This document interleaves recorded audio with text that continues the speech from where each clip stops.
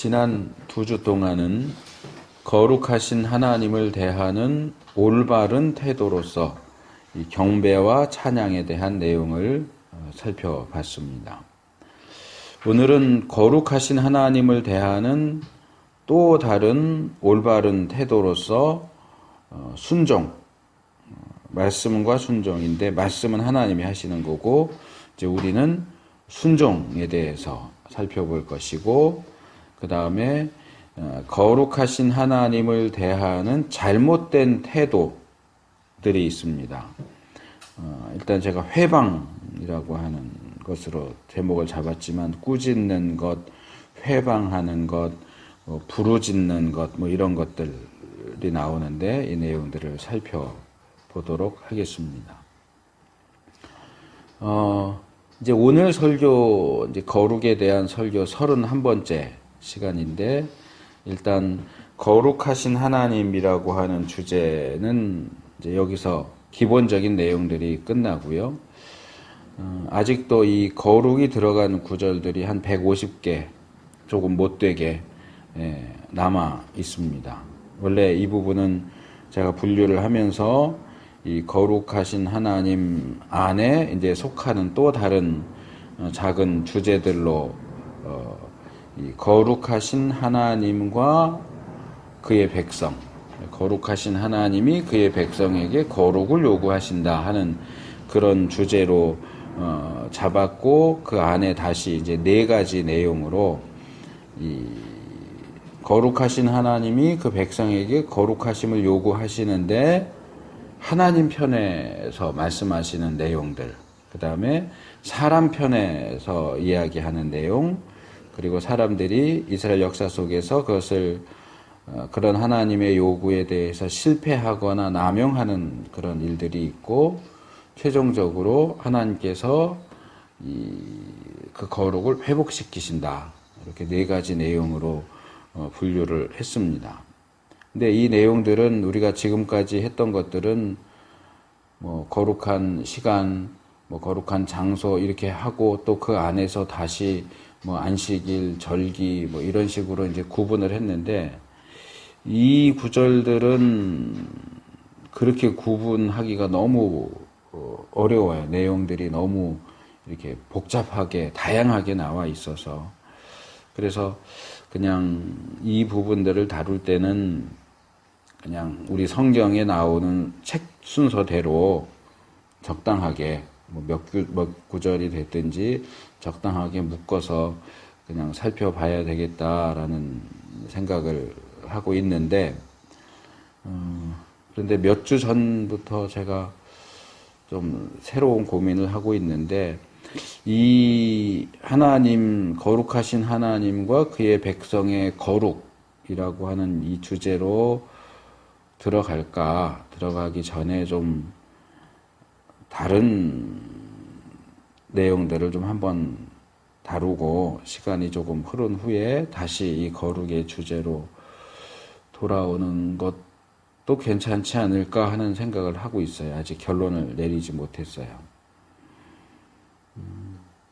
이제 이 거룩에 대한 설교를 중간에 좀 다른 내용을 얘기한 것도 있지만, 어쨌든 31번이면 1년의 반이 넘는데 계속 같은 주제를 다루다 보니까 이 나머지 부분도 최소한 한 15번 이상 하게 될 것 같은데, 20번까지 갈 수도 있고, 계속 이렇게 거룩에 대한 주제만 다루는 게 우리에게 플러스가 될지 마이너스가 될지 잘 가늠이 안 돼서 지금 고민을 하고 있는데, 어쨌든 이번 주간 중에 좀 고민을 해보고 결정을 해야 될 것 같아요. 어쨌든 오늘은 거룩하신 하나님을 대하는 올바른 태도로서의 순종, 잘못된 태도로서의 회방이라고 하는 내용을 다루도록 하겠습니다.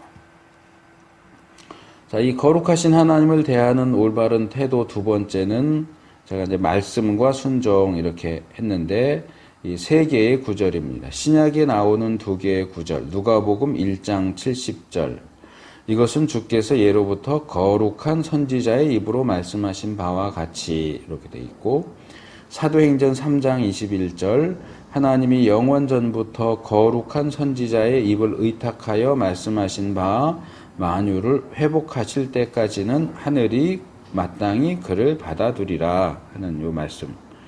그 다음에 이제 세 번째는 욥기 6장 10절.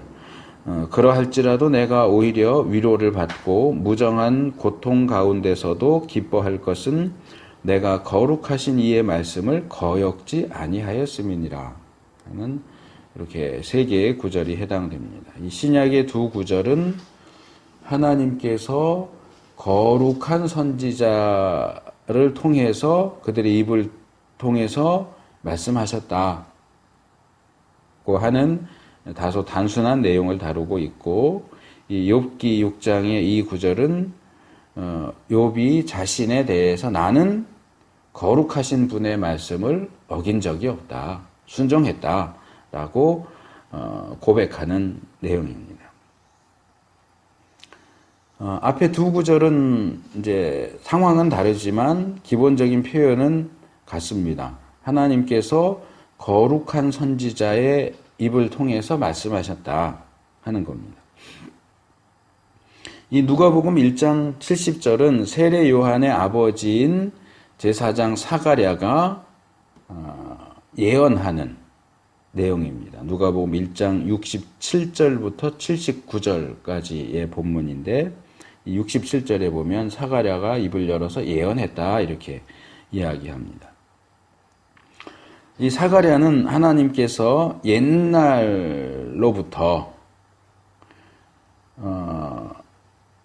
하나님께서 세우신 거룩한 선지자의 입을 통해서 말씀하셨던 그것이 이제 이루어졌다라고 이야기합니다.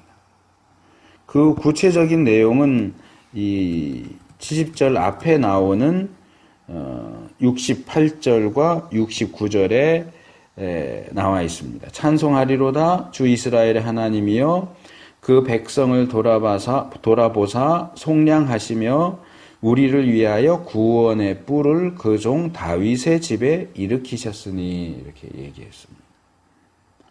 아직 사실 예수님은 태어나지 않았어요. 성경이 정확하게 기록하고 있지 않지만 이제 세례 요한이 잉태된 시기, 또 마리아가 예수님을 잉태한 시기, 뭐 이런 것들을 조합해 보면 예수님은 아마도 세례 요한보다 6개월 정도 후에 태어나신 것으로 보입니다. 그래서 이 누가복음 1장의 이 내용은 세례 요한이 태어나고 그 아기의 이름을 요한이라고 짓자, 천사의 명령대로 요한이라고 짓자 한 직후에 지금 사가랴가 이 말을 하는 거기 때문에 아직 예수님이 태어나시지는 않았어요.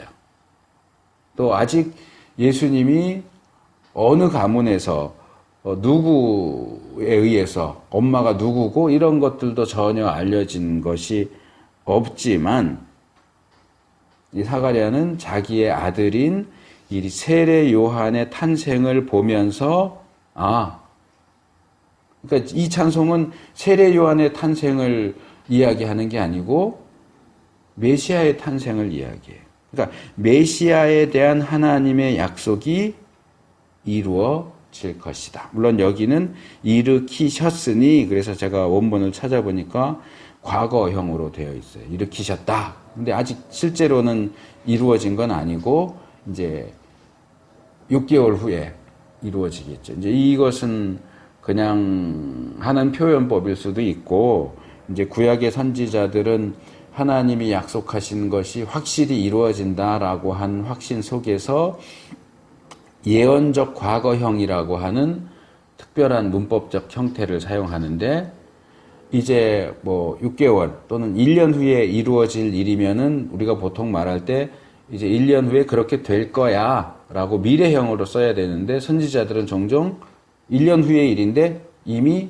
됐다 이렇게 과거형으로 그렇게 표현하는 경우들이 있어요. 그래서 어쩌면 이 사가랴가 이 구원의 뿔을 그러니까 메시아를 다윗의 집에서 일으킬 것이다를 이미 일으키셨다 이렇게 표현한 것일 수도 있고요. 어쨌든 이 과정에서 이 사가랴는 메시아 또는 그리스도이신 예수님의 탄생 또는 이 땅에 오심, 강림하심이 거룩한 선지자의 입으로 말씀하신 바가 성취된 것이다 이렇게 말하고 있다는 사실입니다. 하나님께서 인간 구원에 있어서 가장 핵심적인 아주 중요한 사건인 메시아의 탄생, 메시아의 오심에 대한 이 약속을 이스라엘 백성들에게 직접 말씀하지 않으시고 인간인 선지자를 통해서 말씀하셨다는 거예요. 그런데 메시아 예언을 한 사람들은 많죠. 대표적으로 이사야도 있고 미가도 있고 많이 있는데 이 선지자들 개인이나 선지자라고 하는 직분 자체가 거룩한 건 아니에요.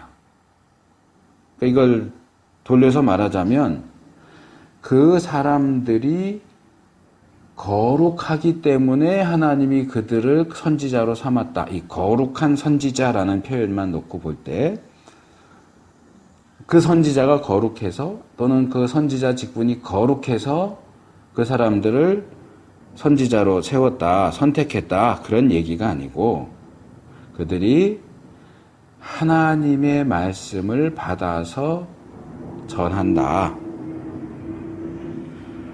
좀 포괄적으로 말하면 이 사람들이 하나님과 아주 가까이 있다. 가까운 사람들이고 하나님과 아주 밀접한 관계를 맺고 있다 하는 점에서 이들이 거룩한 선지자라고 불린다는 거예요. 기억하실지 모르겠는데 예전에 제가 노아에 대한 말씀을 하면서 노아는 하나님께 은혜를 입었더라. 노아는 당대 완전한 자고 의인이고 이런 내용들을 얘기하면서 어떻게 노아는 모든 사람들이 악한 그 시대에서 의인이고 완전한 자일 수 있었겠느냐. 그것은 노아가 하나님의 은혜를 입었기 때문이다. 하나님의 은혜를 입었기 때문에 의인이고 완전한 자일 수 있었고 또 그가 그렇게 의인이고 완전한 자였기 때문에 또 더 많은 하나님의 은혜를 받을 수 있었고 더 많은 하나님의 은혜를 입었기 때문에 또 더 의롭고 더 완전할 수 있었고 이게 서로 꼬리에 꼬리를 물고 이렇게 뺑뺑 도는 순환하는 그런 어떤 구조를 보여준다 하는 얘기를 했던 적이 있어요. 여기도 마찬가지. 그들이 하나님의 말씀을 전하기 때문에 선지자인 것이고 선지자이니까 거룩한 것이고 거룩하니까 또 더 하나님의 말씀을 받아서 전하는 것이고 그래서 이 거룩하다와 선지자다 하는 사실은 서로의 꼬리를 물고 뺑뺑 도는 그런 순환적인 모습을 보여줘요. 물론 시작이 어디냐 할 때는 어느 정도 우리가 정리해서 말할 수는 있지만 그것이 사실 절대적인 건 아니에요. 왜냐하면 제가 선지자가 거룩해서 선지자가 된 게 아니다라고 말을 하기는 했지만 이건 원론적인 얘기고 또 다른 원리를 놓고 얘기한다면 하나님이 거룩하지 않은 사람을 선지자로 쓰실까요? 방탕하고 음란하고 탐욕스러운 사람을 하나님이 들어서 야 너 이제부터 내 선지자 해갖고 그렇게 쓰실까요? 그건 아닙니다.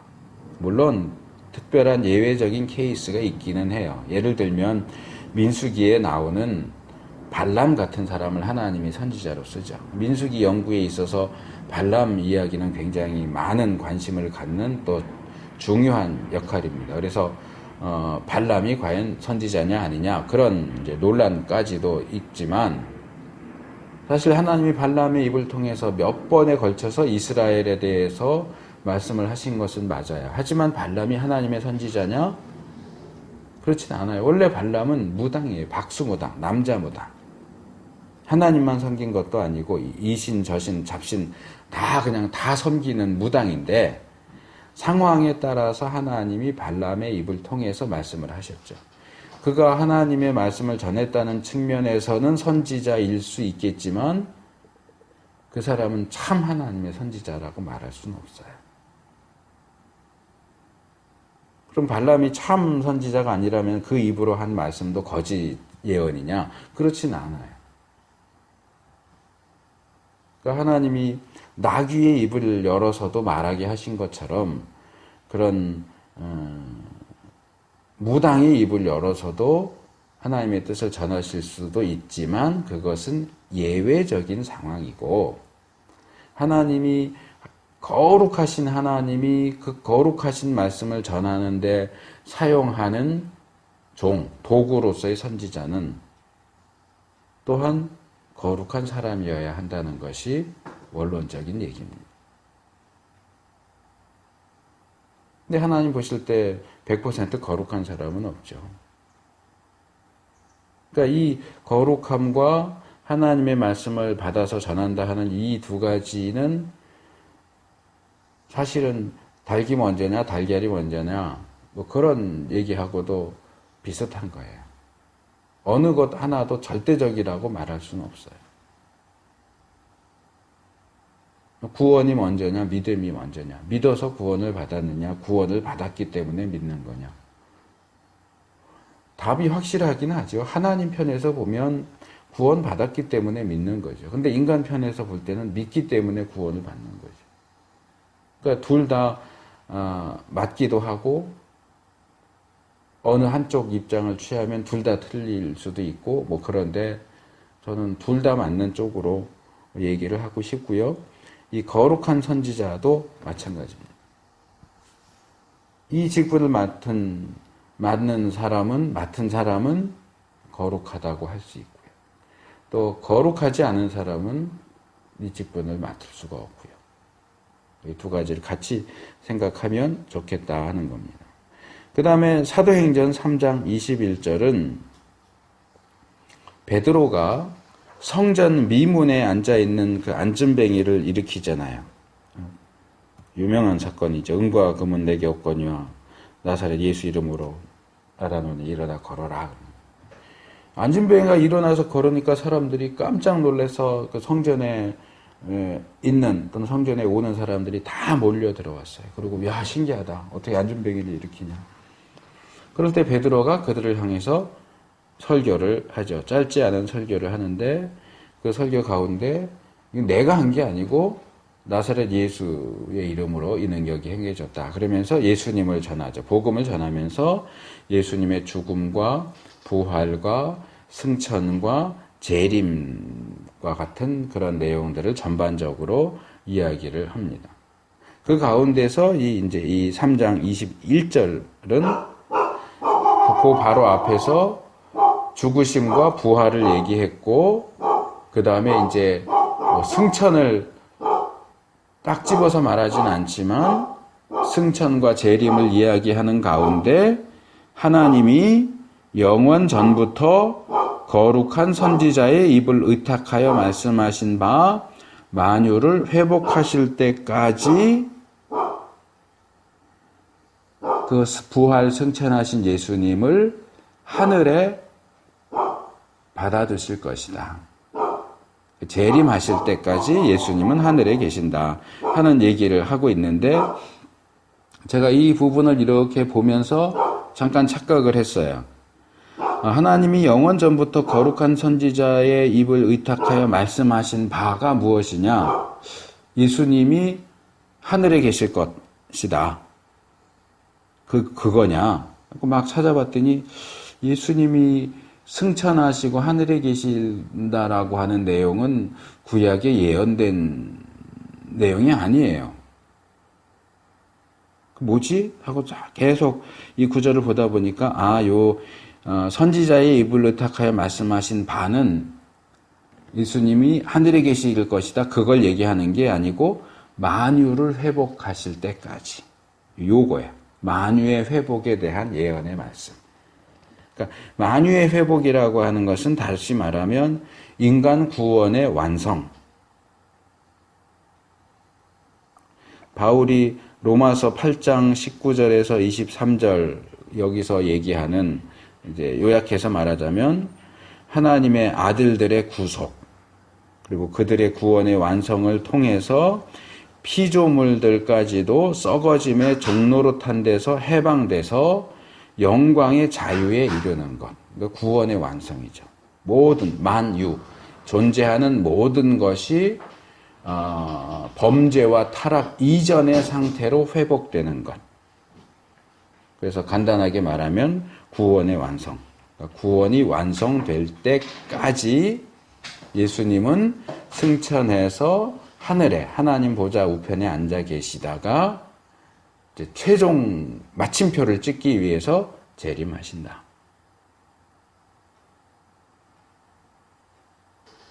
그래서 이 예수님의 죽음과 부활과 승천과 재림은 하나님께서 처음부터 계획하셨고 거룩한 선지자들의 입을 통해서 말씀해 오셨던 그 일, 구원의 완성을 이루어가는 과정이었다 하는 사실을 베드로가 지적하는 겁니다.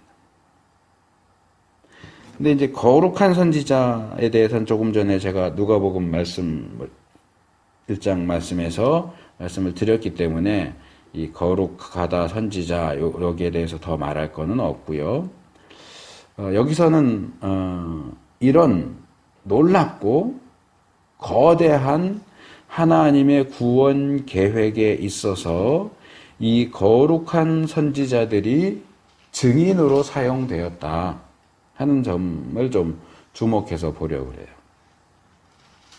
이 거룩한 선지자들은 하나님의 그 구원 계획에 대해서 증인으로서 그것을 증거하는 역할을 감당했습니다.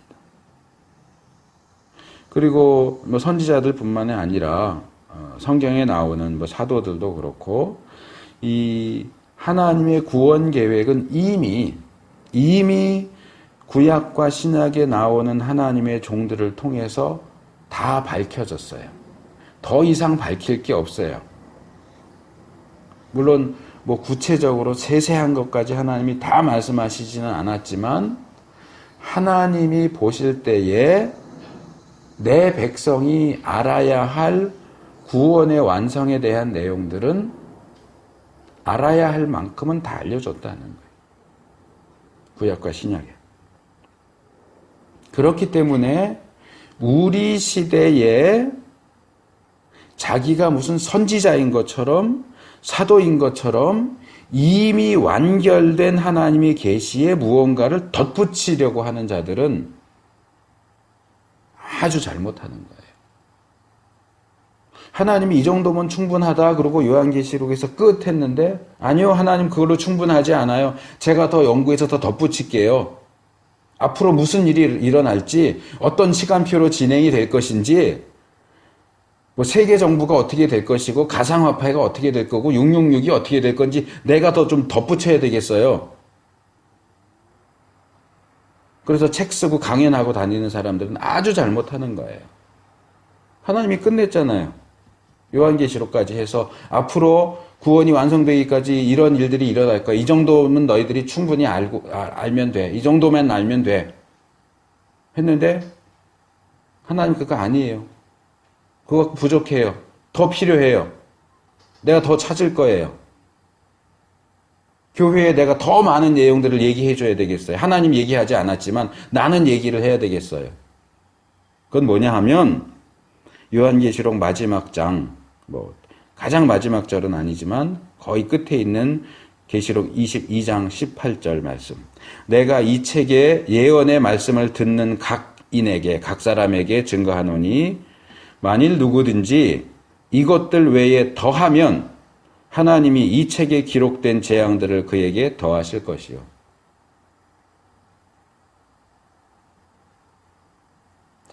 요한계시록 연구하는 거 좋아요. 말세에 대해서 연구하는 거 좋아요. 그런데 더하면 안 돼요. 더 하면 안 돼요. 그러면 이 책, 요한계시록에 기록되어 있는 저주와 재앙이 그 사람에게 더해질 겁니다. 요한계시록을 연구하는 사람에게 더해질 것 아니요. 그게 아니고요. 요한계시록도 다른 성경처럼 연구되어야 하죠. 우리가 이해하기 어려운 것들 연구해서 밝혀낼 필요가 있죠. 그러나 계시록은 묵시의 책이고 어려워요. 뭐가 나오면 이게 뭘 의미하는지 알기가 참 어려워요. 그러면 연구하다가 모르겠으면 모른다고 하면 돼요. 제가 중학교 3학년 때 휴거라고 하는 그 소설책을 보고 신앙적으로 굉장히 충격을 받았고, 그래서 그때에 제가 조용기 목사님 쓴 요한계시록 강해라고 그렇게 두껍지 않은 책도 읽었어요. 그걸 사서 본 건 아닌데 집에 있었는지 어쨌든 있길래 제가 읽었는데 거기 이런 내용이 나와요. 지구는 둥근데 그래서 어디는 낮이고 어디는 밤이고 이렇게 시간적인 차이가 있는데 요한계시록에 보면 예수님이 재림하시면 이 지구상에 있는 모든 사람들이 예수님의 재림을 볼 것이다. 재림하시는 것을 알 뿐만 아니라 볼 것이다. 그러면 예를 들어서 예수님이 한국에, 이건 또 이단적인 게 될 수 있으니까, 예수님이 이스라엘의 감람산에, 이제 구약의 스가랴서나 이런 데 보면 감람산에 오신다. 예수님이 아니고 이제 하나님의 강림을 얘기할 때 감람산에 오신다. 이렇게 돼 있으니까 그 얘기를 해봅시다. 예수님이 만약에, 오늘 2017년 9월 3일인데, 9월 3일 2시에 예수님이 이스라엘에 있는 감람산에 오셨다. 그거 우리가 어떻게 알겠어요? 오시면 오셨다. 그리고 방송국 사람 불러 하고 뭐 라디오로든지 뭐 뭐든지 이렇게 해갖고 우리가 알게 되기까지는 시간이 걸리겠죠. 그래서 이분이 궁금했대요. 예수님이 오시면 어떻게 이 지구상에 있는 모든 사람들이 한 번에 그걸 알 수 있을까? 볼 수 있을까? 근데 이분이 TV에서 위성중계를 하는 걸 보고 그걸 깨달았대요. 지구 반대편에서 하는 축구 경기 위성중계하니까 동시에 보잖아요. 그러면서 이런 거다. 이렇게 설명을 하는데, 그게 설명만 하는 정도면 괜찮은데, 만약에 이분이 어떻게 예수님이 오시면 지구상의 모든 사람들이 동시에 예수님 오시는 걸 볼 수 있느냐? 그건 위성중계다. 이 요한계시록의 이 말씀은 위성중계를 얘기하는 거다. 이렇게 얘기한다면 그건 잘못된 거란 말이에요. 하나님의 능력을 겨우 위성중계에 비교해요? 아니면 이제 시대가 좀 발달됐으니까 인터넷이다. 유튜브다. 이 본문은 유튜브를 말하는 거다. 그렇게 말하면 맞을까요? 그건 하나님의 능력이란 말이에요. 하나님의 능력으로 지구상의 시간 차이가 있든지 위치상의 차이가 있든지 하나님의 능력으로 주님이 오시면 지구상에 있는 모든 사람이 예수님 오시는 걸 알 수 있고 볼 수 있어요. 근데 그걸 왜 자꾸 그 수박 크기도 안 되는 그 인간의 머리로 그걸 설명하고 뭔가 하고 결부시키려고 막 덧붙이냐고요. 그거 잘못된 거란 말이에요.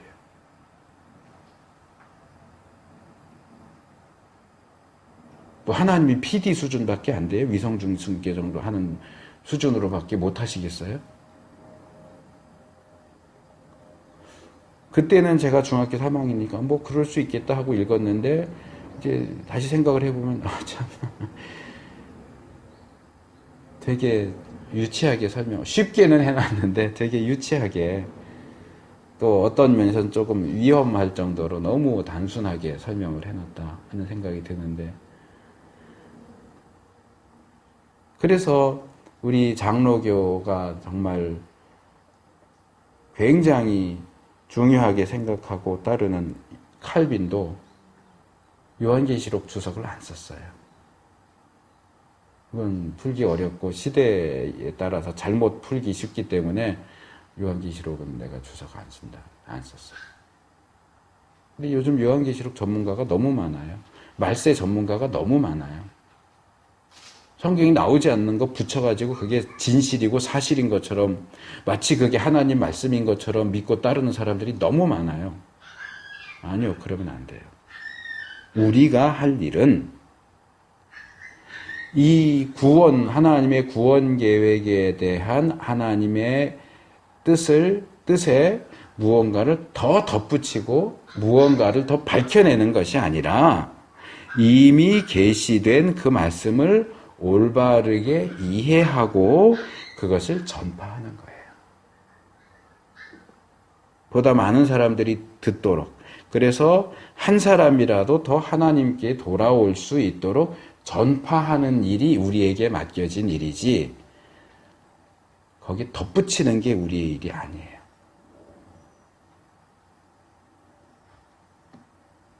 그리고 솔직하게 모르겠으면 모른다고 해야 돼요. 아는 척하면 안 돼요.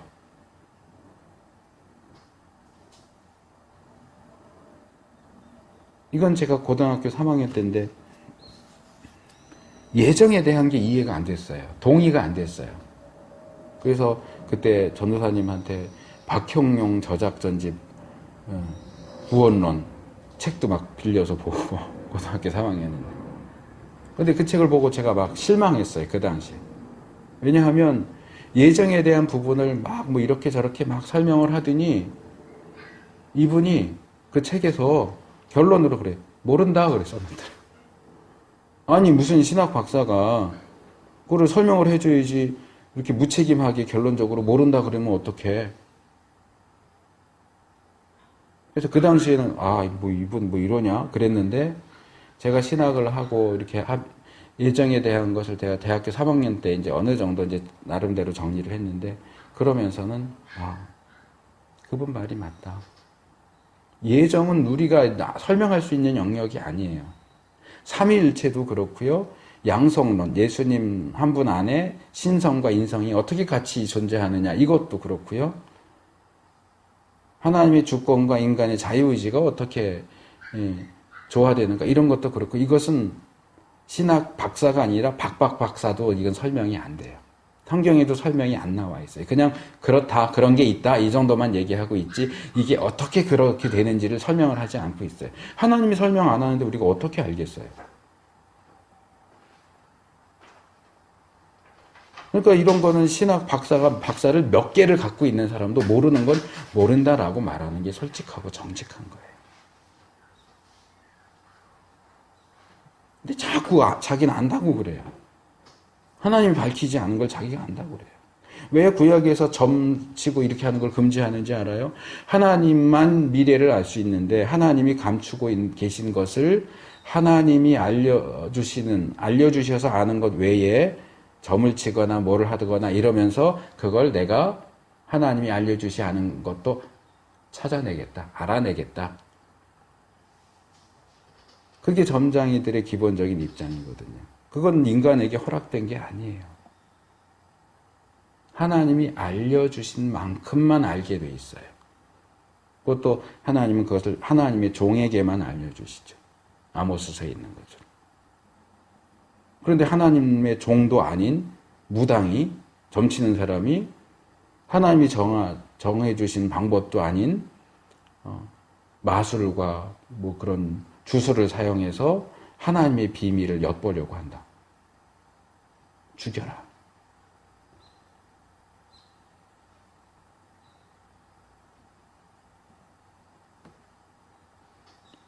우리가 주의해야 되는 부분입니다. 하나님의 구원 계획은 하나님께서 그 종 거룩한 선지자의 입을 통해서 말씀하셨고, 말씀하셔야 할 것은 이미 다 말씀하셨다. 우리는 거기에 뭔가를 덧붙이는 굉장히 위험스러운 일을 해서는 안 되고, 우리는 그것을 전파하는 일이 우리가 감당해야 되는 일이다. 그 다음에 욥기로 넘어오면 이건 조금 설명이 필요한데, 이 6장 10절에 나오는 이 욥의 발언을 제대로 이해하려면 그 앞에 나오는 내용들을 좀 충분하게 숙지를 해야 됩니다. 제가 요약해서 말씀을 드릴게요. 자, 1장, 2장에서는 하나님과 사탄 사이의 어떤 일들을 통해서 결국 욥이 재앙을 당하게 되었다. 아내를 제외한 모든 걸 다 잃어버리죠. 재산도 잃고 자식도 잃고 몸도 병들어서 골골거리고. 그렇지만 욥은 사탄이 장담했던 것처럼 하나님을 저주하지는 않습니다. 그리고 2장 끝에 보면 이 소문을 들은 욥의 3명의 친구가 욥을 찾아오죠. 하지만 너무나 이 처참한 그런 욥의 몰골을 보고 아무 말도 하지 못하고 7일 밤낮을 욥과 함께 그 쓰레기장에 잿더미 위에 앉아서 그냥 탄식하면서 7일을 보냅니다. 이게 2장 제일 끝에 나오는 내용이에요. 그리고 7일이 지난 후에 아무도 말을 안 하고 있는 가운데 욥이 처음으로 입을 엽니다. 그게 욥기 3장입니다. 그런데 욥이 뭘 하느냐? 욥기 3장 1절을 보시면 욥이 입을 열어 자기의 생일을 저주하니라. 하나님을 저주하지는 않아요. 그런데 자기가 태어난 날을 저주하고 자기가 태어날 때 그 출산을 도운 그 산파를 저주하고 내가 태어나지 않았으면 좋았을 텐데 태어나서도 곧바로 죽었으면 좋았을 텐데 자기의 탄생을 저주하는 것은 사실은 자기를 태어나게 하신 하나님을 저주하는 거나 마찬가지.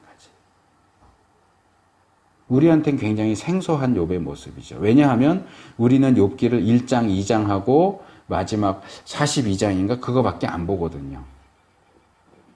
본론을 안 보고 서론하고 결론만 보거든요. 아, 욥이 재앙을 당했다, 저주하지 않았다, 그래서 복받았다.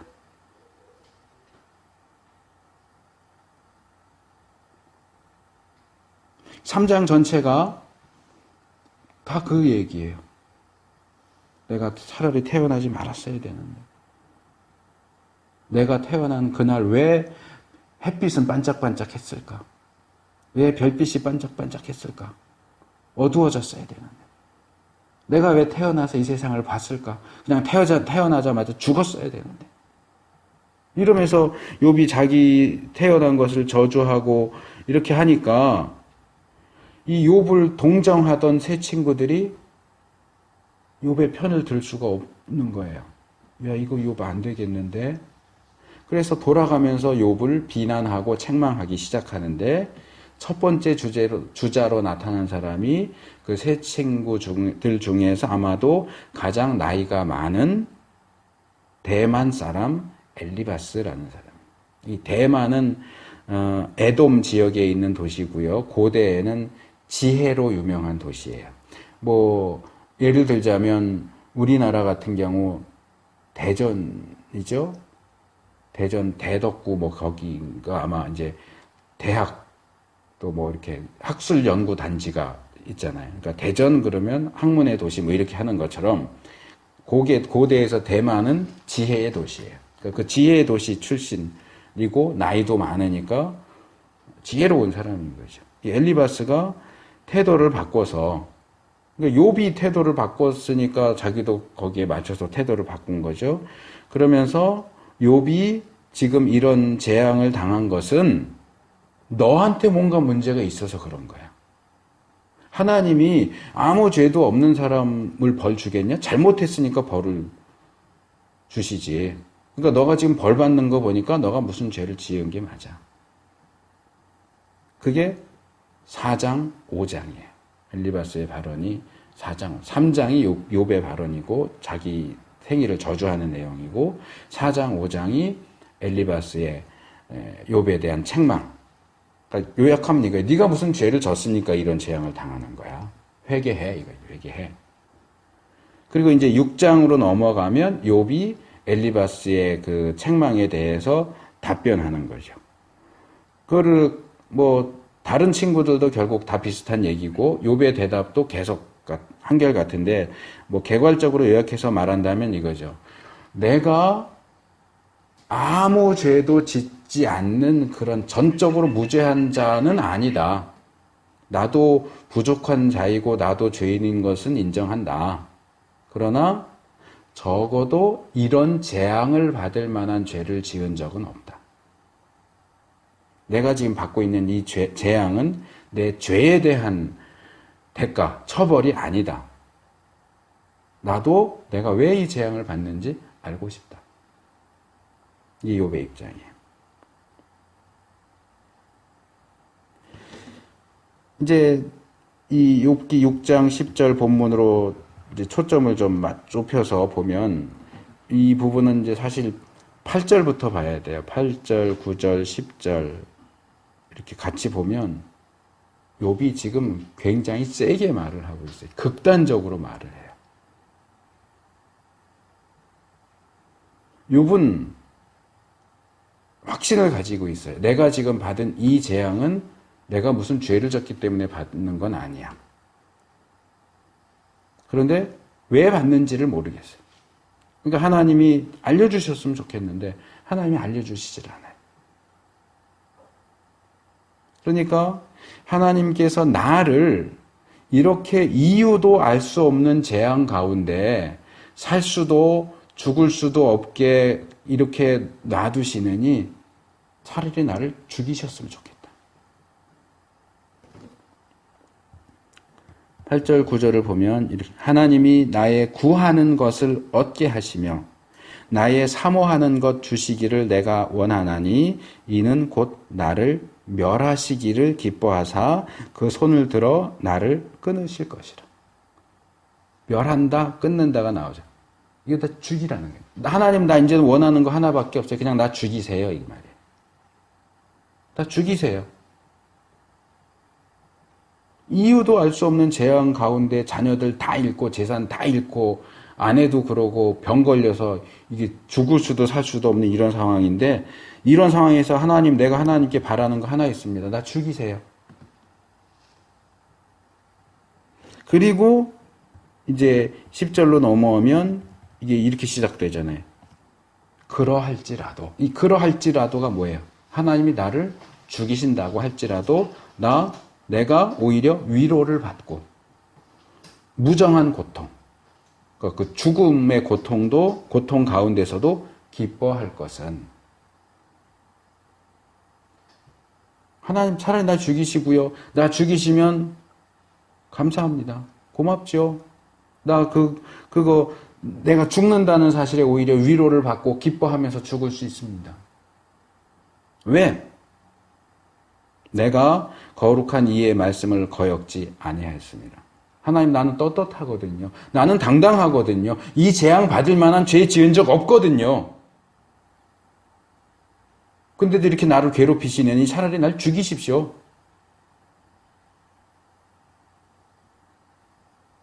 (1장) (2장에) 나오는 욥의 모습하고는 전혀 다르죠.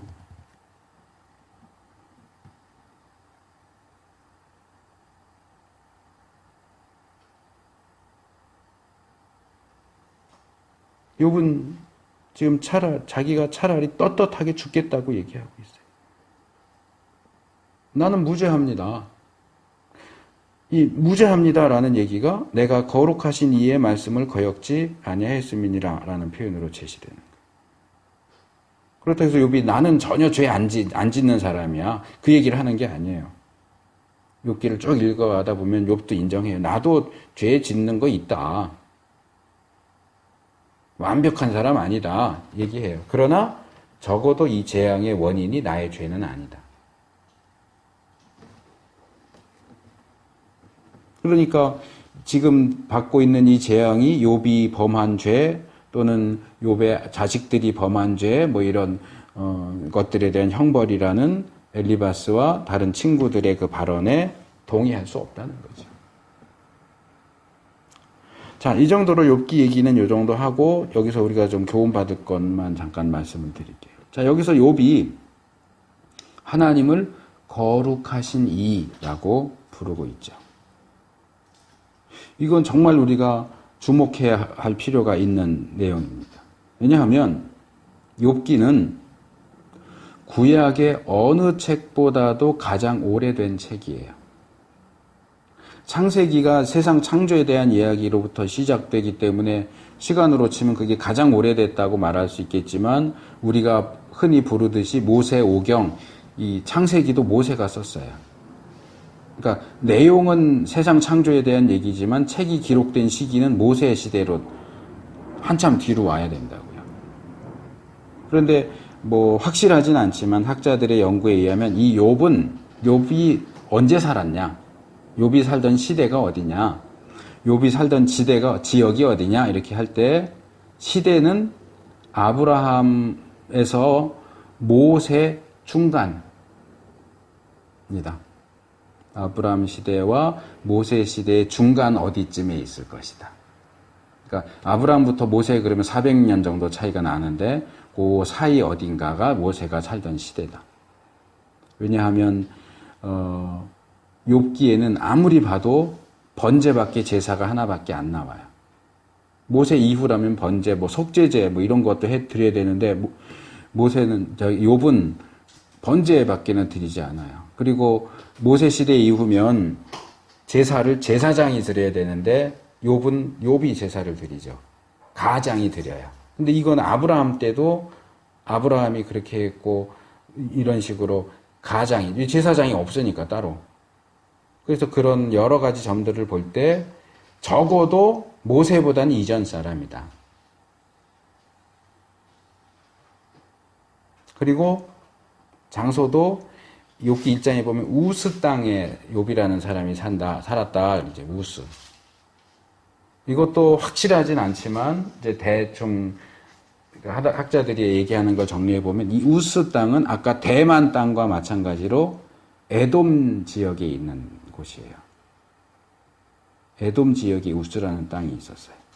그래서 욥은 이스라엘 사람이 아니에요. 뭐 확정 지어서 말할 수는 없지만 가능성이 가장 높은 것은 에돔, 그러니까 에서의 후손일 가능성이 높아요. 뭐 꼭 에돔 지역에 산다고 해서 꼭 에서의 후손이다 이렇게 말할 수는 없지만 어쨌든 그 지역에 사니까 그렇게 봅니다. 그러니까 시간적으로도 공간적으로도 이스라엘과는 거리가 먼 욥은 그럼에도 불구하고 여호와 하나님을 알고 있고 그분이 거룩하신 분이라고 알고 있어요. 그렇게 알고 있을 뿐만 아니라 그 하나님을 자신의 인생과 목숨을 걸고서 믿고 따릅니다. 욥이 얼마나 하나님을 잘 믿고 따랐는지 하나님이 그 욥이 얼마나 대견한지 사탄에게까지 자랑할 정도로 그런 대단한 믿음을 가진 사람이었어요. 그런데 그런 욥이 자신에 대해서 말하기를 내가 거룩한 이의 말씀을 거역지 아니하였다라고 말해요. 거룩하신 분, 그리고 그 거룩하신 분의 말씀을 대하는 기본적인 태도가 뭐냐? 거역하지 않는 거예요.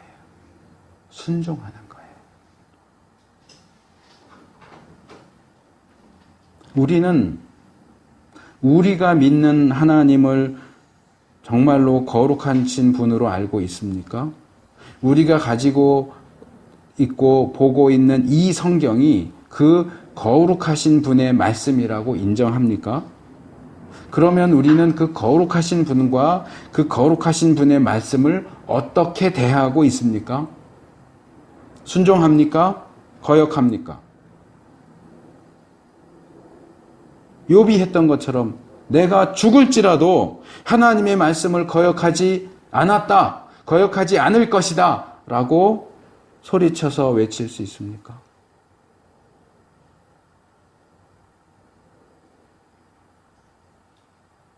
하나님의 말씀에 대해서 우리가 보일 수 있는 반응은 순종밖에 없어요. 그 하나님이 잘 몰라서 그렇지.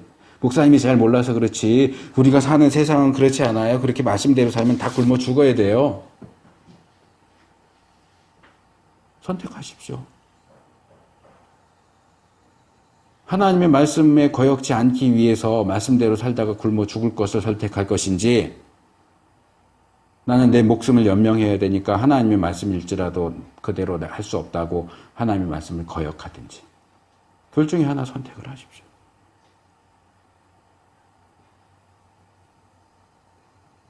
뭐 햄릿이 말한 것처럼 죽느냐 사느냐 이것이 문제로다. 근데 성경을 아무리 뒤져봐도 하나님 말씀을 따랐던 우리의 신앙의 선배들이 하나님 말씀대로 살았다고 해서 죽지는 않았어요. 물론 핍박과 고난을 받기는 했죠. 처음부터 세상 편이면 핍박이니 고난이니 안 받습니다. 그런데 우리는 이미 하나님 편으로 넘어와 버렸잖아요. 넘어와 버렸는데도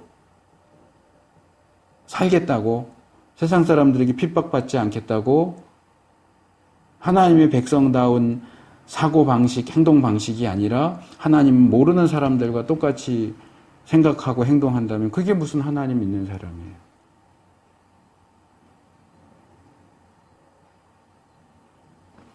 욥의 고백이 우리의 고백이 될 수 있기를 바랍니다. 자, 이제는 하나님을 대하는 잘못된 태도.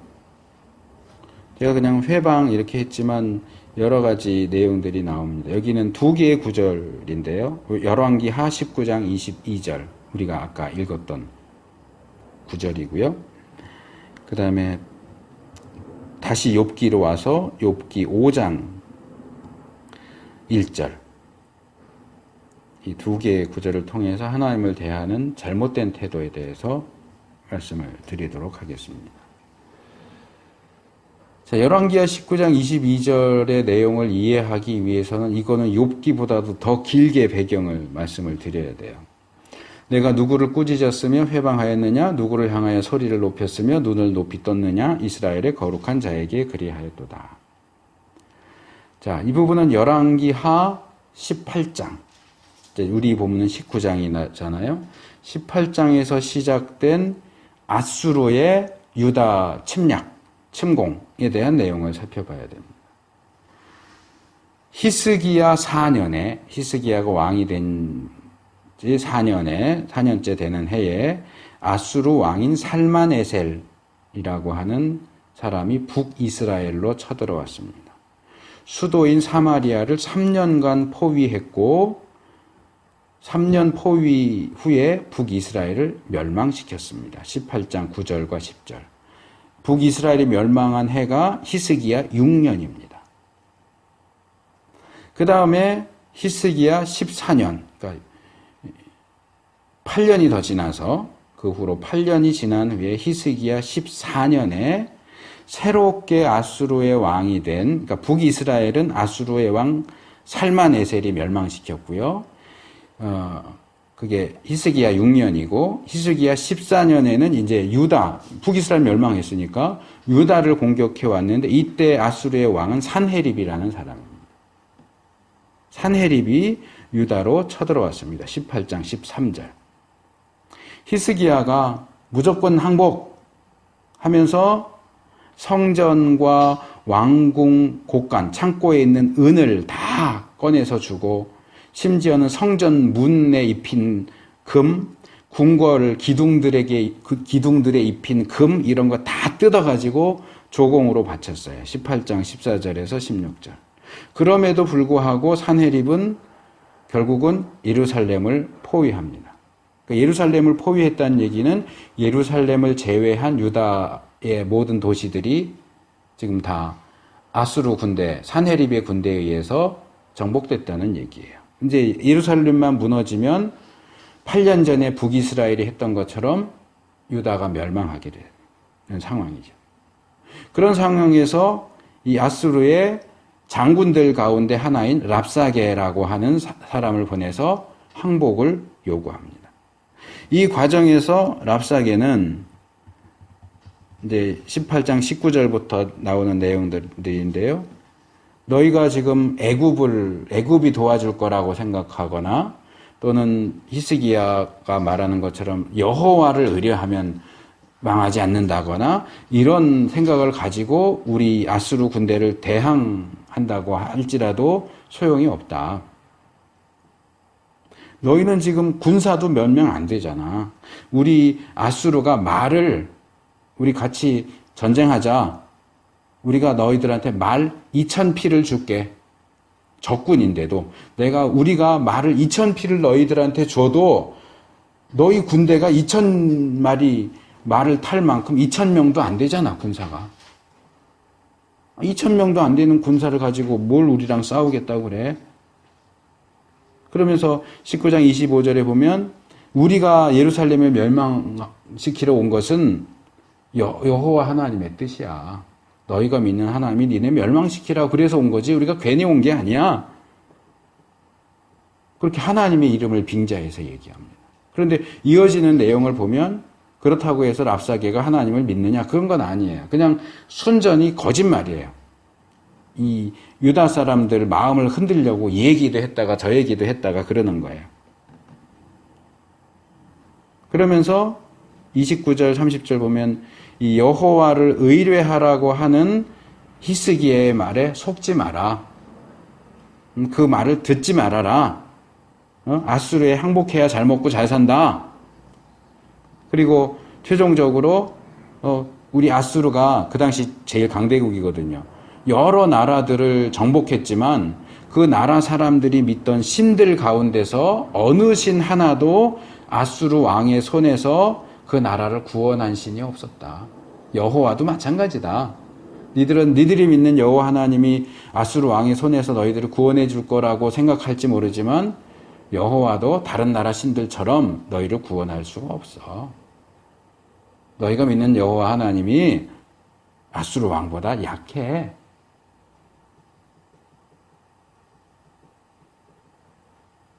이렇게 신성 모독적인 발언을 하는 것을 히스기야가 전에 듣고 성전에 기도하러 가면서 신하들을 통해서 이사야 선지자에게 기도해 주시오. 이게 이제 19장 1절에서 5절. 19장으로 넘어오면 기도를 부탁하죠. 그러니까 이사야가 하나님 말씀을 받아서 아수르 군대가 물러날 것이다. 퇴각할 것이다. 라고 예언을 합니다. 6절, 7절. 실제로 이 아수르 왕이 다른 나라 군대가 아수르를 쳐들어왔다라고 하는 소문을 듣고 군사를 물립니다. 군대를 물리면서 퇴각하면서 히스기야에게 편지를 보냅니다. 항복하라는 내용의 편지를 써보내죠. 19장 8절에서 13절. 그러면서 거기서도 아까 말한 것처럼 랍사게가 말했던 것처럼 여호와 하나님이 아수르 왕의 손으로부터 유다를 구원할 수 없다. 그렇게 이야기하죠.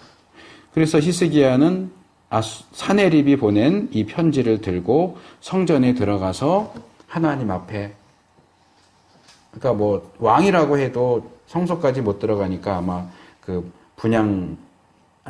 번제단 넘어서 그 성소 들어가는 입구쯤 가서 편지 놓고 하나님 이거 좀 보세요. 얘가 사네립이 이렇게 편지를 보냈습니다. 이렇게 하나님을 모독하는 말을 써서 보냈습니다. 하나님 이거 가만두실 거예요? 하나님 역사해 주세요. 어떻게든 좀 해주세요. 라고 기도하니까 하나님께서 다시 이사야 선지자를 통해서 구원을 약속하는 말씀을 주십니다. 그 19장 20절에서 34절입니다. 그러면서 이 아수르 왕을 책망하는 말씀도 덧붙여서 하시고요. 그리고 그날 밤에 하나님께서 이 퇴각하는 아수르 군사들 가운데 18만 5천 명을 죽이세요. 그리고 사네립은 이 아수르의 수도인 이 니느웨로 가서 자기가 믿는 신 니스록이라는 그 신 앞에 절하고 뭐 이러다가 신하들 손에서 죽어요. 그게 이제 이 19장 가장 끝부분 35절부터 37절에 나옵니다. 그리고 오늘 본문은 하나님께서 아수르 왕 사네립을 꾸짖으시는 내용이죠. 이 사네립은 이 전쟁을 치르는 과정에서 특별히 예루살렘을 포위하고 히스기야를 협박하는 과정에서 여호와 하나님에 대해서 4가지 행동을 취했습니다. 그는 하나님을 꾸짖었고요. 회방했고요.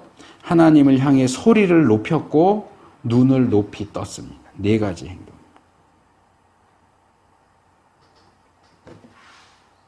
그래서 하나님이 이렇게 말씀하시는 거예요. 내가 누구를 꾸짖었으며 회방하였느냐? 누구를 향하여 소리를 높였으며 눈을 높이 떴느냐? 이스라엘의 거룩한 자에게 그리하였도다. 너 내가 누군지 알아? 누군지 몰라? 네가 감히 나한테 나를 꾸짖어? 나를 회방해? 나를 향해서 소리를 높여? 소리를 높였다는 게 언성을 높였다는 거죠. 그리고 눈을 높이 떴다. 이거는 우리가 이해하기 쉽게 그냥 바꿔 말하면 눈을 치켜 떴다. 뭐 이런 정도 생각하면 될 것 같아요. 여기 꾸짖었다라고 번역된 단어는 질책하다, 모욕하다, 모독하다, 조롱하다. 그 말. 회방하다라고 번역된 단어는 말로 난도질한다, 헐뜯다, 신에게 불경스러운 말을 하다, 사람에게 욕을 하다, 신을 모독하다 그런 뜻이.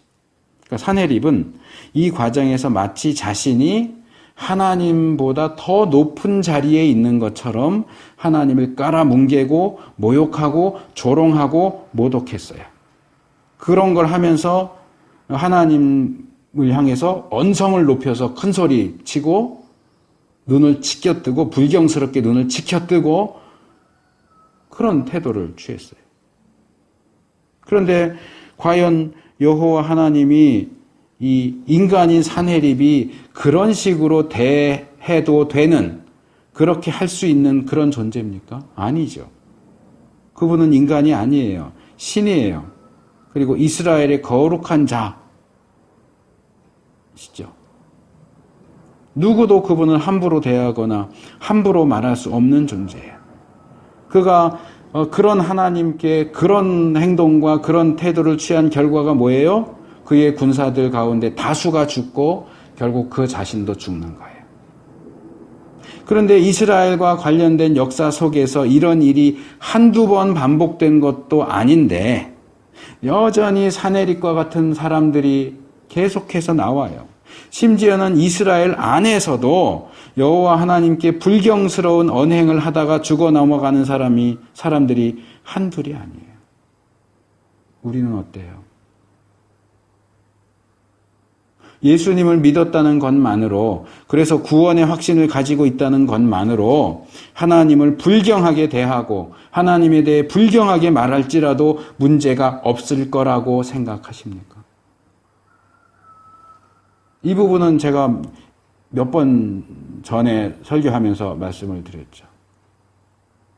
성령님과 관련해서 하나님의 이름을 함부로 사용하는 거, 성령님을 무슨 종 부리듯 하는 거, 성령 받아라 그러면서 무슨 야구공 던지는 포즈 취하는 거, 성령님 오십시오 그러면서 입으로 쉬 이런 거 하는 짓거리들.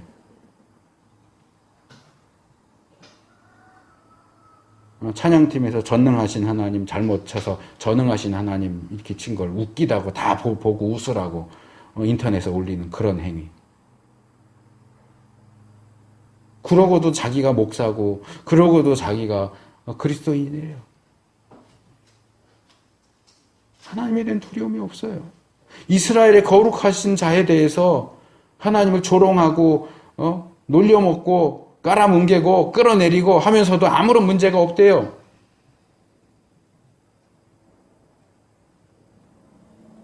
그냥 한마디 하고 싶어요. 미친 거 아니야? 제정신이에요? 어떻게 하나님을 그렇게 대해요?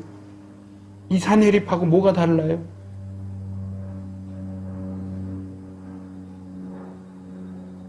이 산헤립을 우리가 거울로 삼아서 내게 그런 모습이 있지 않은가 비춰보셔야 됩니다. 무의식 중에라도 전혀 의도하지 않은 중에라도 하나님을 농담거리로 삼고 조롱하고 깔아뭉개고 그런 행동이나 그러한 태도를 내가 하고 있지 않은가. 자, 마지막으로 욥기 5장 1절입니다. 부르짖어 보아라. 내게 응답할 자가 있겠느냐? 거룩한 자 중에 내가 누구에게로 향하겠느냐? 이 구절은 앞에서도 제가 잠깐 말씀드렸지만 욥의 친구들 가운데 하나인 대만 사람 엘리바스가 욥을 책망해서 하는 말 가운데 하나입니다. 4장 5장이 엘리바스의 말이거든요. 욥이 자신의 그 의문의 재앙을 원망하면서 차라리 태어나지 않았거나 그냥 죽어버렸으면 좋았겠다라고 이렇게 말하니까 엘리바스는 욥에게 문제가 있는 것이 틀림이 없다라고 생각하고 욥을 비난하고 정죄하죠. 그러면서 욥이 아무리 자기의 무죄를 주장하고 여기저기 향해서 부르짖을지라도 내 무죄를 좀 믿어주세요라고 부르짖을지라도 욥의 그런 부르짖음에 응답하는 자가 아무도 없을 것이다. 거룩한 자, 이 신이죠. 신 가운데서도 아무도 욥의 그 주장을 인정해 주는 사람이 신이 없을 것이다 라고 말하는 겁니다. 우리는 앞에서 이 6장 10절에서 욥이 하나님을 거룩하신 이라고 부르고 있는 걸 봤는데 욥이 그 표현을 쓰기 전에 엘리바스가 거룩하신 자라고 말하죠. 근데 이게 좀 제가 좀 자세히 보기 위해서 원문을 보니까 욥기 6장 10절에서는 욥이 단수형을 썼어요. 거룩하신 분, 거룩하신 이. 그러니까 이건 여호와 하나님 가리키는 게 맞고요. 근데 엘리바스가 여기서 이 개역은 그냥 거룩한 자 이렇게 돼 있는데 이 본문은 원문에 복수형으로 돼 있어요. 그러니까 거룩한 자들. 그러니까 거룩한 신들이죠. 거룩한 신들.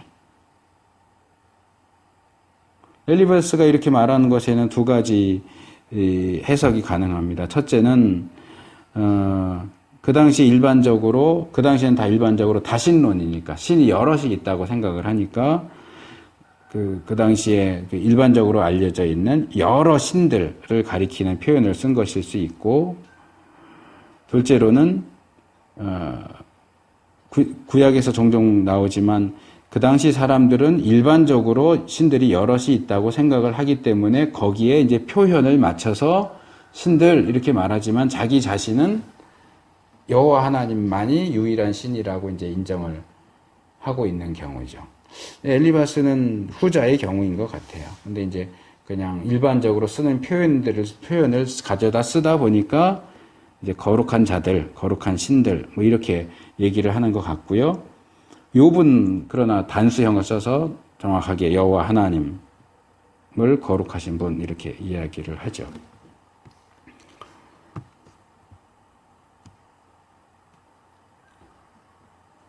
근데 이제 어쨌든 이 욥기 5장 1절은 너가 아무리 무죄하다고 해봐야 아무도 네 편 들어주는 사람 신 없어 뭐 그 얘기니까 그 정도만 봐도 될 것 같고요.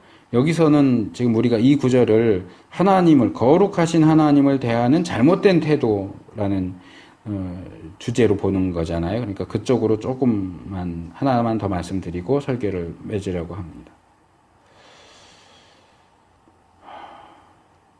이 엘리바스가 말하는 거룩한 자들이 뭐 사람들이 잘못 믿고 있는 신들을 가르치는 것인지 아니면 하나님을 염두에 두고 말하고 있는 건지 그건 뭐 중요한 건 아니고 어느 쪽이든 간에 이 본문에서 우리는 사람이 신을 향해 부르짖는 호소하는 그런 모습을 발견하고 있습니다. 우리가 부르짖고 호소하는 대상이 여호와 하나님이라면 문제가 될 게 없죠. 이거 부르짖고 호소한다는 결국 이제 기도하는 거니까 하나님께 기도하는데 뭐가 문제가 되겠어요. 그런데 지금 여기 엘리바스가 거룩한 자들 중에서 누가라고 할 때는 이제 여러 신들을 염두에 두는 것일 수도 있다고 제가 말씀을 드렸잖아요. 근데 안 믿는 사람들은 뭐 당연히 그럴 거지만 믿는 사람들 가운데서도 힘들고 어려운 상황에서 부르짖고 호소하는데 정말 자포자기하고 체념한 상태에서 아무나 좀 들어주세요. 누가 됐든 들어주세요. 아무 신이라도 있으면 좀 들어주세요. 라는 식으로 부르짖고 호소하는 경우들이 없지 않다. 무슨 얘기인지 이해하기 좀 어려우실 수 있으니까 좀 풀어서 말씀을 드릴게요. 자, 우리 그리스도인들은 여호와 하나님을 또 예수님을 믿는 사람들입니다. 그런데 우리의 삶 속에 욥 정도까지는 아니라고 할지라도 정말 죽을 것 같은 상황에 처하게 되면 조금씩 하나님을 대하는 우리의 태도가 바뀝니다. 물론 그런 태도가 절대로 바뀌지 않는 극소수의 사람들도 있을 겁니다. 아주 없다고 말할 수는 없겠죠. 자, 이게 이렇습니다. 처음에는 우리가 믿는 하나님을 향해서 부르짖고 도움을 호소합니다. 하나님, 나 죽을 것 같아요. 좀 역사해 주세요. 어떻게 좀 해주세요. 아까 히스기야가 한 것처럼. 근데 히스기야의 경우는 하나님이 응답해 주시고 역사해 주셨는데 우리 삶 속에 하나님 아무런 일도 일어나지 않고 하나님이 역사하시는 것처럼 보이지 않을 때 우리는 우리 생각의 방향을 약간 조금 틀어버립니다. 하나님이 내 기도를 듣지 못하시나? 하나님 내 기도를 무시하시나? 하나님이 나에게 관심이 없으신가? 하나님이 나를 사랑하시는 거 맞나? 이런 생각에 이전보다 평소보다 좀 더 세게 부르짖습니다. 세게 부르짖고 호소합니다. 뭐 금식도 하고 없는 돈에 빌려서 헌금도 하면서. 그런데 그렇게 세게 해도 응답이 없으면 딴 데로 가볼까? 하는 생각을 합니다. 왜요? 효과가 없잖아요. 아무리 부르짖고 기도해도 효과가 없잖아요. 이 문제가 지금 해결돼야 되는데 하나님이 해결을 안 해주잖아요. 안 해주는 건지 못 해주는 건지 모르겠는데 더 이상 하나님께 붙들고 매달려봐야 나올 게 없는 것 같아요. 도움이 안 돼요. 효과가 없어요. 그러니까 효과가 있고 실제적으로 도움이 되는 다른 어딘가, 다른 누군가에게로 자리를 옮겨가고 싶은 충동을 느껴요. 그래서 그래도 3세판이니까 마지막으로 하나님을 협박하죠. 하나님, 이번에도 가만히 계시면 저 딴 데로 갈 거예요. 다른 교회로 갈 거예요. 다른 교단으로 갈 거예요. 저 이제 교회 안 나올 거예요. 저 이제 하나님 안 믿을 거예요. 다른 종교로 갈지도 몰라요. 이제 불교로 갈 거예요. 협박합니다. 그래도 역사하시지 않으면 최종적인 단계인 거죠. 아무나 저 도와주실 분 찾습니다. 누가 됐든 저의 문제를 해결해 주실 신을 찾습니다. 아무나 들어주세요. 아무나 좀 도와주세요. 누가 됐든 좀 도와주세요. 우리는 누구에게 부르짖습니까? 우리의 하나님을 향한 부르짖음과 기도는 하나님과의 인격적인 관계를 위한 것입니까? 실제적인 효과나 도움을 얻기 위한 것입니까? 우리는 하나님과 관계를 맺고 싶은 겁니까? 아니면 하나님을 이용해서 한몫 잡고 싶은 겁니까? 하나님을 믿는 것이 우리 삶에 전혀 도움이 되지 않는다는 얘기를 하는 게 아니에요. 기도해봐야 하나님 역사하시지 않는다 그 얘기를 하는 게 아니에요. 그건 하나님의 뜻이기 때문에 역사하시는 경우도 있지만 또 역사하시지 않는 경우도 있어요. 역사하시지 않는다고 해서 하나님이 계시지 않는 게 아니고 하나님이 우리를 사랑하시지 않는 게 아니고 우리 상황을 하나님 모르시는 건 아니에요. 그러나 우리가 알 수 없는 하나님만의 이유로 하나님이 침묵하실 때도 있어요. 문제는 우리의 최종적인 목적, 최우선의 관심이 어디에 있느냐는 거예요. 우리가 정말로 하나님을 믿느냐는 거예요. 거룩하신 하나님을 그 거룩하신 하나님답게 대우해 드리느냐는 거예요. 아니면 나에게 이득이 있을 때나 뭔가 뜯어먹는 게 있을 때나 하나님 조금 대우해 드리다가 나오는 게 없으면 그냥 등 돌려서 딴 데로 가버릴 수 있는 그런 분으로 생각하느냐는 거예요. 누구에게 부르짖어요? 왜 부르짖어요? 어떻게 부르짖어요?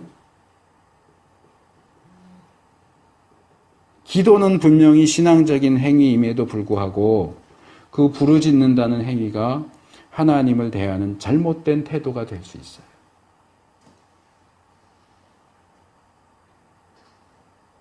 이것은 단순하게 기도한다, 들으신다, 응답하신다 이런 단순한 어떤 원리로 압축시킬 수 없는 조금은 복잡한 그런 메커니즘을 가진 얘기입니다. 뭐 그것만 되면 얼마나 쉬워요. 하나님 나 이거 뭐 필요한데 주세요. 그럼 하나님 주시고 또 이거 저거 필요한데 이 문제 좀 해결해 주세요. 그럼 해결해 주시고 그러면 하나님 믿는 신앙에서 떠날 사람이 누가 있겠어요? 교회를 떠날 사람이 누가 있겠어요? 교회를 안 오는 사람이 누가 있겠어요? 기도만 하면 다 들어준다는데 뭐하러 불상 앞에서 가서 빌겠어요? 뭐하러 무당 불러서 굿하겠어요? 교회 와서 기도 한마디만 하면 문제가 다 해결되는데 근데 그렇게 되면 하나님은 싸구려가 되는 거예요. 우리의 성공과 이득의 도구가 되는 거예요. 하나님은 그걸 원하지 않으세요. 하나님을 하나님답게 하기를 원하세요.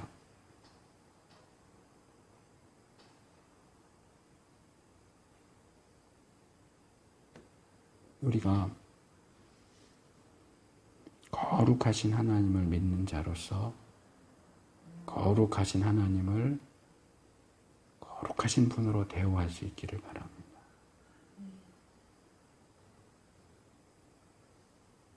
왜 내가 하나님을 믿는지, 왜 내가 하나님 앞에 나와야 하는지, 왜 내가 하나님을 예배해야 되고 하나님 말씀에 순종해야 되고 하나님과의 관계를 맺어야 하는지 다시 한번 자신을 돌아보고 성경이 가르치는, 제가 요즘 계속 그 말씀 드리잖아요. 성경에서 배워야 돼요. 사람에게서 배우지 마세요. 다른 교회들도 그러던데, 다른 믿는다는 사람들도 그러던데, 그 다른 데서 배우지 말고 성경에서 배워야 돼요. 하나님을 어떻게 섬길 것인가. 하나님 기쁘시게 하는 우리 모두가 될 수 있기를 축복합니다.